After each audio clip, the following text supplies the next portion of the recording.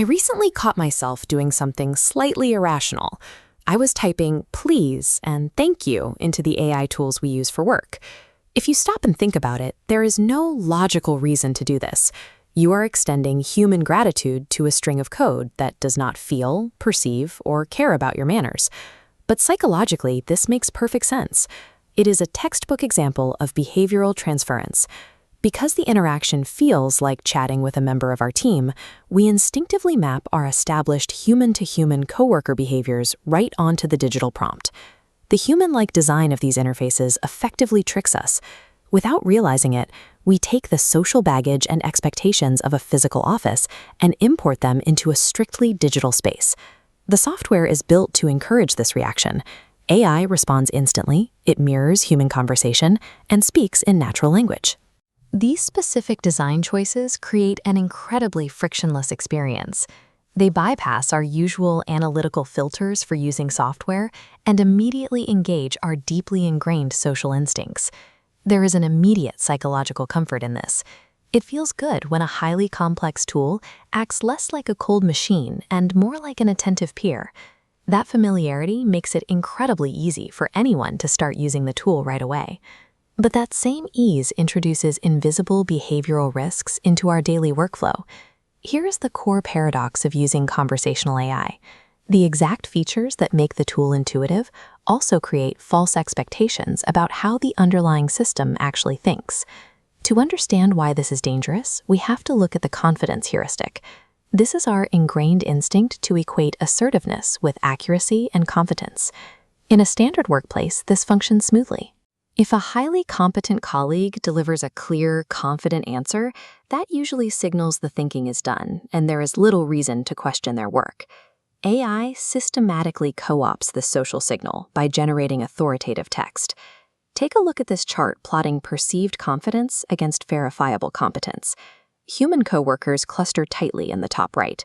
High confidence usually means high competence. But AI scatters wildly across the entire top half. It maintains high confidence even when underlying facts are highly variable.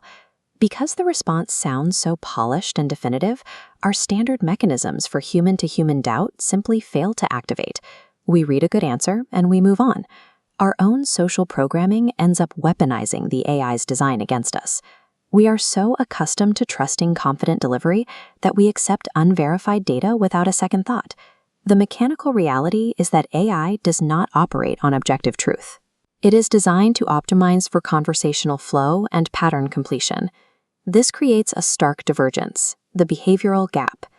This cross-section shows the issue clearly. On top, a polished, solid human interface. Beneath it, a shifting, chaotic web of probabilistic logic. Here is the hidden professional risk. When severe logical errors occur in that web, they break apart completely unseen. The surface layer remains perfectly smooth, delivering flawed answers with absolute certainty. To work safely with these tools, we have to uncouple the tone of the delivery from the validity of the information. Blind trust in conversational AI creates a severe operational liability. The illusion of reliability effectively masks the structural instability of the information. Navigating this requires a deliberate framework for how human intelligence interacts with artificial intelligence. We have to shift our own behavior. We need to transition out of a trusting coworker mindset and adopt an active system operator mindset. As an operator, your primary responsibility is active oversight. You manage a system that responds to how you interact with it, which means you have to constantly verify its outputs and correct its biases. But adopting this critical stance does not mean we have to abandon our manners. You can remove your blind trust from the machine without removing the please and thank you from your prompt. Maintaining that simple coworker politeness still carries immense value for the human user. It shapes the tone of our day and preserves a respectful, constructive cognitive environment for ourselves. This is the dual mandate of our new relationship with technology. Achieving a truly effective symbiosis means we must ruthlessly audit the machine's logic while fiercely protecting our own human standards of interaction.